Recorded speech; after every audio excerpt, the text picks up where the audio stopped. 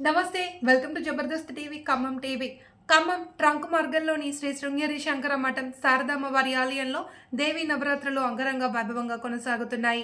ఆశ్వయుజ శుద్ధ పంచమి 7వ రోజు వారాహిదేవి అలంకరణలో అమ్మవారు భక్తులకు దర్శనమిచ్చారు. దేవాలయం ప్రధాన అర్చకులు విశ్వవజుల సాయికిరణ్ ఆధ్వర్యంలో ఉదయం శ్రీ చక్రార్చన, తులసి దళార్చన నిర్వహించారు. సాయంత్రం సామూహిక సౌందర్య లహరి, లలిత సహస్ర పారాయణాలు, పంచహారతులు, మహామంత్ర పుష్పం, పల్లకీ సేవ, ఊంజల్ సేవ నిర్వహించారు. అనంతరం తీర్థప్రసాద వితరణ చేశారు. ఈ సందర్భంగా ఆలయ ధర్మాధికారి అధ్యక్షులు ఆమనగంటి వెంకటరమణ జబర్దస్త్ టీవీ ఖమ్మం టీవీతో మాట్లాడారు. ప్రతి శుక్రవారం పల్లకీ సేవ ఉంటుంది అని ప్రకటించారు. నవరాత్రి ఉత్సవాలను విజయవంతం చేయాలి అని వెంకటరమణ కోరారు.